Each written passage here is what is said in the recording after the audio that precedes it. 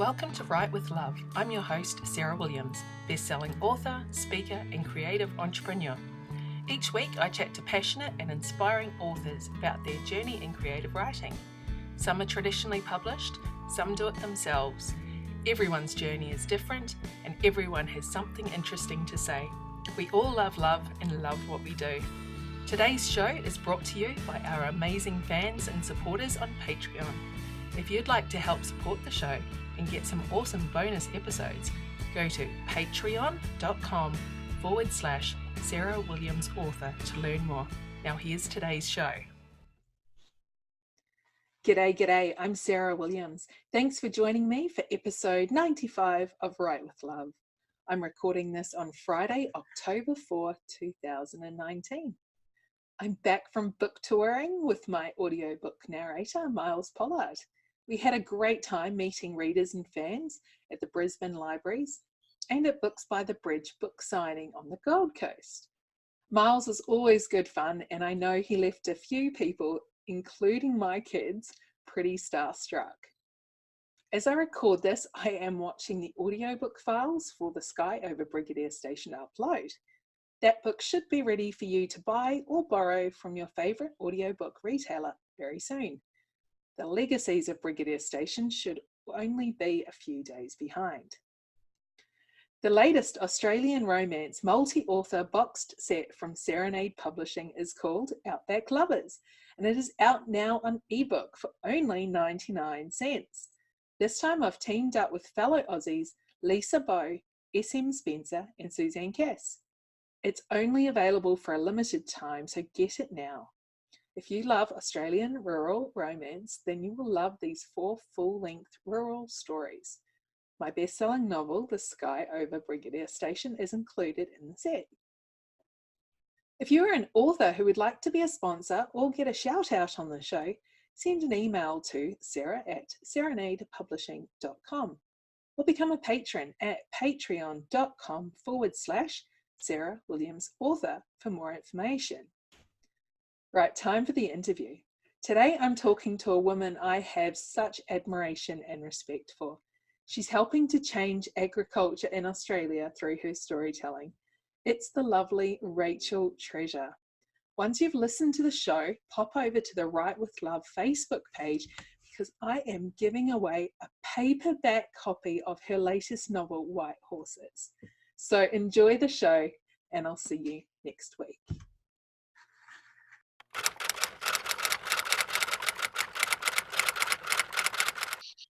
G'day and welcome to Write with Love. Today on the show, I'm chatting to a real Aussie treasure. She's one of the reasons I can make a living writing rural romances. It's the very lovely Rachael Treasure. Hi, Sarah. This is so much fun already. We're hoping that the Queensland to Tasmania internet is going to survive this chat. So we'll get straight into it. Can you tell us a little bit more about yourself and your journey to publication? Well, I'm a 5th generation Tasmanian, so I grew up, I guess, learning how to be almost self-sufficient on the land. And farming was not just farming. We were at that point in time trapping rabbits and cooking them with my grandmother, and she would catch flathead in a dinghy, and I'd go haul up cray pots with my granddad. And then I was in the vegetable garden constantly helping parents, and also in the meat shed cutting up sheep for the dinner table. So food and living from Pure Food Place has been my foundation in Tassie. Doubled with that is my grandmother. She was a writer, so she was a children's book writer when I was growing up. But prior to that, in the 1950s, she had a couple of really almost risque stories published in the Australian Bulletin magazine, which was quite unheard of in 1950 for a woman to be writing about a love triangle with an unwed woman. So there's always been that kind of foundation. And so when I I left school. I had no aspiration to go to university ever. And I left school and headed off Jillarooing with my horse. And I'd always written story right from when I learnt to write. And I just kept journaling, writing poetry, writing short stories. And then that took me eventually to study agriculture and to study communication as well. So journalism, particularly all with that rural foundation. Yeah, fantastic. So it just kind of naturally progressed into novel writing from there? Well, it did, in a way that I guess I would see my granny with her carbon copy manuscripts clattered out on the clunky old typewriter. So I'd always seen the book in the embryonic stage, and how granny would fit it in with her normal life. So when I went to agricultural college, my communication lecturer identified a quality in me that said, you're a fantastic communicator and you need to get story out, whether it was through journalism or through fiction. And I'd always had a love for fiction. So I always knew, right from when I was on my pony tailing cattle and the cattle saliva's drifting across the wind onto my skin, and I'm just absorbing this amazing lifestyle in the highlands of Tassie, I knew that I was going to write a novel. I knew it. And I think, you have people that put limitations on you, particularly those who are in your core family. And so once Jillaroo came out, my family said, oh, well, you're a one-hit wonder. That's the end of it. And I just thought, no, actually not. So I've persisted. And I think Jillaroo came out in 2002. And no matter what life has thrown at me, writing has been a vehicle to express those early discoveries at agricultural college, which I guess women weren't put forth as strong and empowered and working the land. They were more there as a vehicle to serve the men. So I wanted to weave that in with my uni studies. And also politics were very city-centric, and as was reporting. So I wanted to showcase what was happening in my life with my working dogs and, like clapped out Subaru. And so it's always been this flow-on journey of creativity, really. Yeah, so you were definitely one of the pioneers, I guess, of the rural romance trend. I'd love to know, I know there were two big things that happened in 2002 to start this. How did it actually happen for you? You wrote the book and then you submitted it, and how was that process for you? Okay, so what happened was I studied creative writing at a tertiary level at Charles Sturt in Bathurst. I saw a book on the shelves called The Call of the High Country by Tony Parsons, and I read that book and I devoured it. It was the protagonist was very much a male, and I went on to know Tony quite well because we both love our merino sheep and kelpies. So, and also Sarah Henderson's book had come out. So I knew that the publishing houses kind of had their radar on country writing. I wrote Jillaroo whilst I was on a cattle station in Queensland. I was a ringer and also, the dunny cleaner. So I would basically pare down my life so that I could write, really, and live in places that were cheap to live. Yeah. So Jillaroo went through a mentorship program through the Tasmanian Writers Centre. So Robin Friend, who's a wonderful Launceston-based writer, she mentored me with her first draft. I submitted that draft to Penguin in the slush pile, and within 10 days I had a phone call to say, we've never read a heroine like Beck Saunders and we want to publish you. So then I had to go through the process of finding an agent. So I was one of these pantsed people that didn't ever get a rejection slip. However, I'd studied my backside off and I joined every single writers group I could. That was back in the day before email. So you'd have to do postal. So you'd post your work to other writers for review and you'd review other people. I was also working as a freelance journalist as well. So it was all part of the journey. So I'm really fortunate. Penguin saw something in that book, and Sarah Henderson's work and Tony Parsons' work opened that gap for Beck Saunders, my character, to breathe. And it also serendipitously in finding an agent. The person who inspired me to write was Les Murray, the poet. So when my hunt for an agent was on, Margaret Connolly's name was put forward. And when I learned that she was Les Murray's agent, I was in. And she's been my agent ever since. And she's like a sister and a guiding light to me. Oh, that's fantastic. I love that. And we're going to get woo-woo a little later. But that's definitely... Yes. That's I love a bit of... That's serendipity. That's it. So obviously the other thing that happened in 2002, which I guess is close to me, was McLeod's Daughters came out in Australia. Of course. Yeah, so those two things, and I've just come back from book tour, and whenever I am talking, I'm like, there's two things that happened in 2002.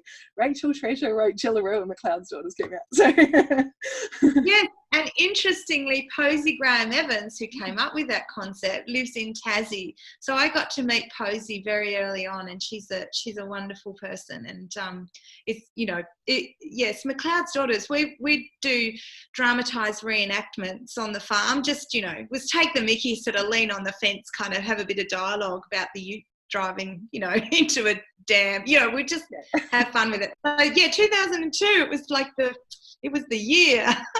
Yeah, but 17 years later and people are still devouring it. I know I'll go to a conference and they'll kind of say, oh, rural romance starting to die out and all this sort of thing, but I don't think so. Look, it's interesting because I think, you know, nowadays people think it's the market determines the art, but it's actually the art that ought to determine the market. And we know our readers just cannot get enough of this genre, so I don't think it's dying out at all, personally. Yeah. And I don't know about your books, but I know that my books actually sell a heck of a lot better in the US than they do in Australia. So maybe that's saying something. Yeah, well, I'm rather time poor, but I'm yet to crack the US, interestingly, because I guess as we get further into our talk, you know, farming is really the driver and soil health with me. Yeah, no, that's fantastic. Cool. So before you, you'd written a few books and then you did something very different. You actually wrote a biography. And the first thing I thought was, you're way too young to have written a biography. But I know that was something very close to your heart. Do you want to tell us a little bit about that? Yeah, of course. So I guess it was more memoir, really. And when we talked earlier about Granny, it was sort of that kind of upbringing, because I think it's very normal. But then when I go to inner city Sydney, I think, oh, yeah, people have never experienced that. So what happened, basically, I was on a family farm and I had little children and I was trying to write a book and run a farm, and we hit a drought time. The tree companies were buying up loads of land around us. So there was chemical spray going everywhere. My daughter had a disability. My marriage was really struggling. And when it came time for me to remove the children from that situation, my dad opted to keep my ex-husband on the land, which meant I lost access to raising my kids in my childhood farm. And it also highlighted that fact that even I thought that as a mother we'd be empowered and revered, but it was actually the opposite. I lost a lot of power because there wasn't any kind of upholding. You know, the chiefs of my TP weren't looking out for me. They were still doing all the things that kill Mother Nature on the farm. And so basically the kids and I had to leave. And it was in that time frame of really delving deep. I lost everything financially, so all the earnings from my books remained in that family farm, and I had to start again in a rental property with my kiddies and just the handful of animals that I could keep from the farm. And so Down the Dirt Roads was a cathartic, expression, I guess, of healing, but not with judgment and not with blame and not, with a load of love and forgiveness, and exploring what it is to be woman in this patriarchal culture.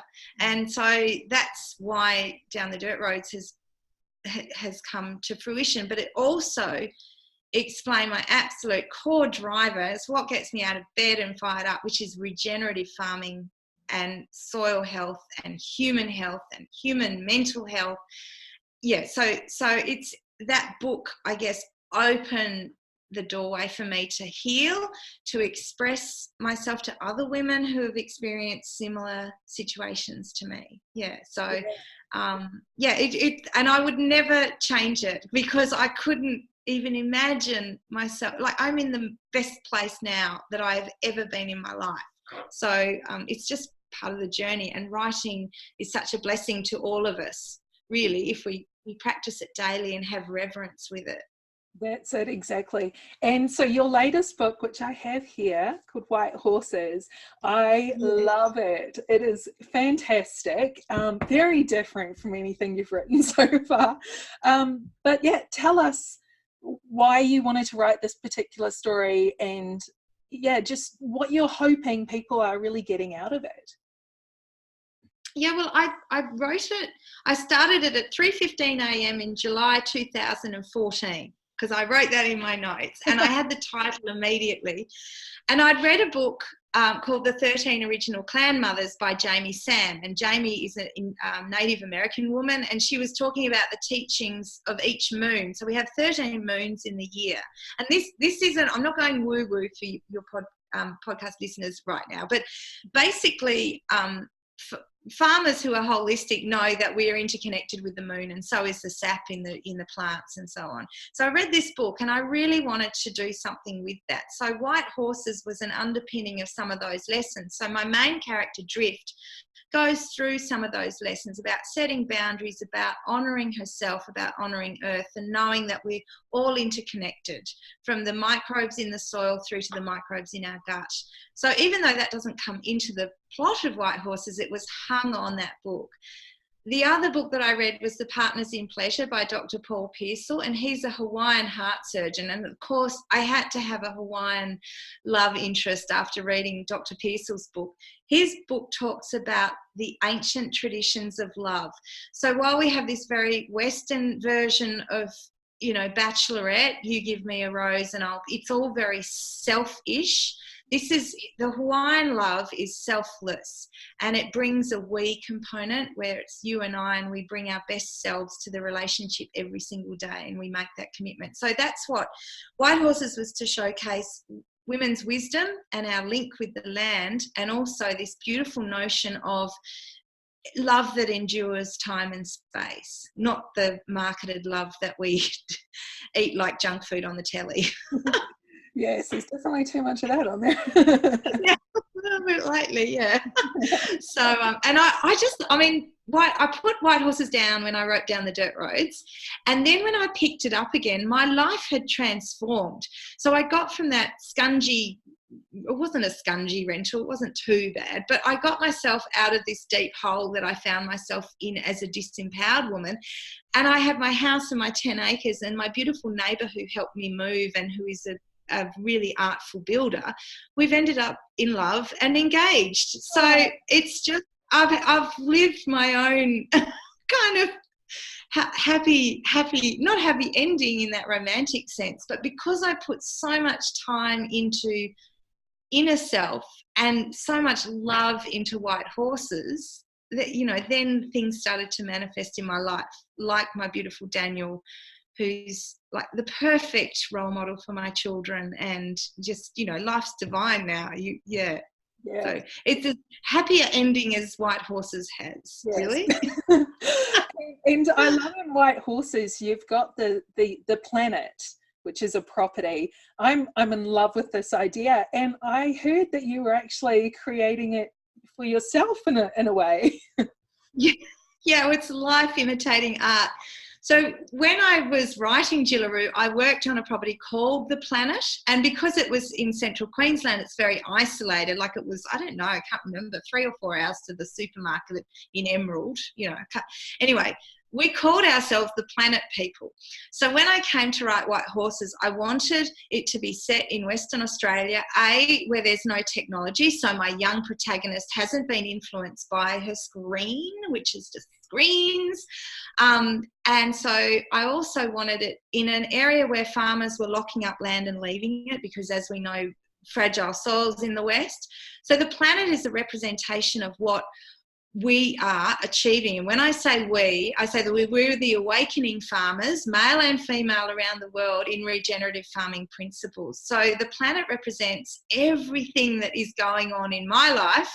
There's Daniel and I have 100 acres, and we have beautiful naturally bred bare-bottom merino sheep from Allowburn Palmerinos, and they're the non-mule sort. So wool people will know that that's a great thing. You don't need to mules these beautiful merinos.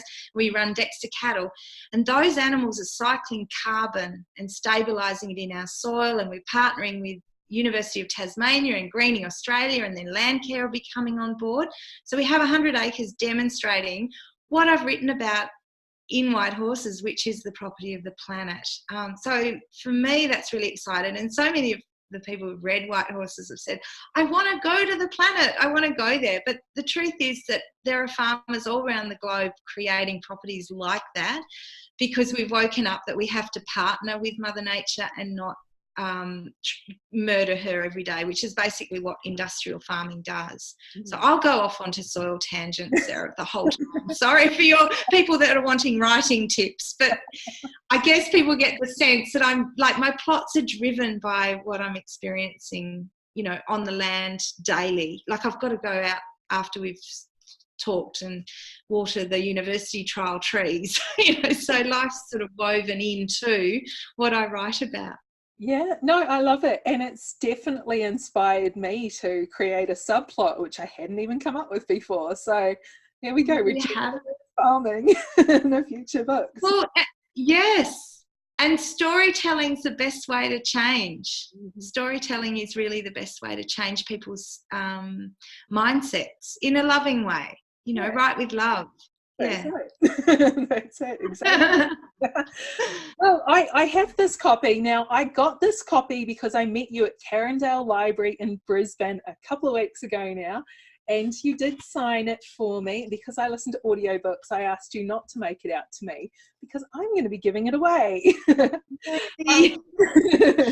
So I will have a giveaway up on my Facebook page for all the listeners and viewers. It'll be available for a couple of weeks, so you've got to get on there quickly.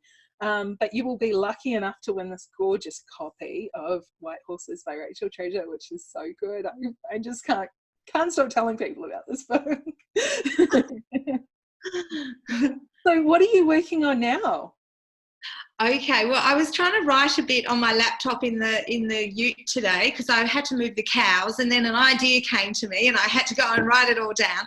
So I've got a character called Connie Mulligan, and she is hilarious. She arrived, Dan and I had been to a wedding in a castle in Ireland, as you do, and I was flying home and Connie Mulligan and a whole story dropped in while I was on that long haul flight from Dublin, and you know, off I went with just copious quantities of notes. So the next novel has arrived. It's set in northern Tasmania, and my mission on this one is to, I guess, get into people's mindset that we don't need to endure drought. And when I say drought in inverted commas, Daniel, my partner, and my son Charlie, we went to Maloon Institute, which is it's a property catchment east of Canberra there's clean running water running out of the end of this property in their creek with these beautiful ponds and lush floodplains. And so they teach farmers how to restore landscape using natural sequence farming methods. And so Connie Mulligan is my funny Tassie as vehicle to impart some of that farming, that next level of farming that's going to rehydrate Australia and re-inject community health into regional areas. So she's got a big job to do, Connie, but she wears gumboots and wet weather gear, so she's up for the challenge. Oh, that sounds perfect. And I live in Queensland and we're in the middle of drought, and all my books have been drought ridden and I'm a little bit over the drought. So bring it on, come on. Yeah. Well, the natural sequence farming guys are really onto this. They're really busy. Oh, that's fantastic. Anything we can do to help the farmers and help educate them as well, like you were saying. You know, we need to know more about this sort of stuff. So, well, thank you. That, I think, is just so inspiring. And you're a fantastic author as well. Busy lady. I can just envision you like working on you while you're out there. That's so funny.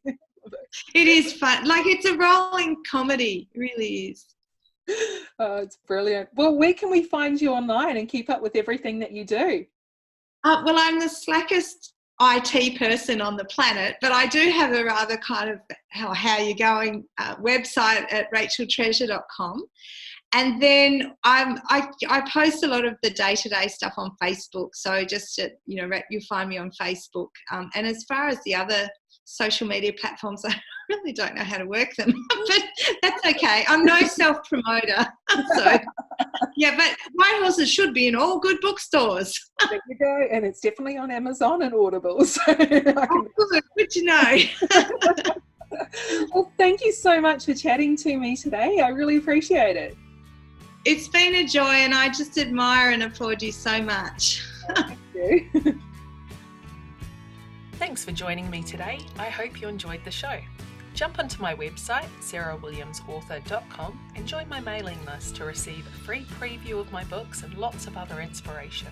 If you like the show and want it to continue, you can become a sponsor for just a couple of dollars a month. Go to patreon.com/sarahwilliamsauthor. And remember to follow me on Facebook, Twitter, and Instagram. And don't forget to subscribe to my YouTube channel and leave a review of the podcast. I'll be back next week with another loved up episode. Bye!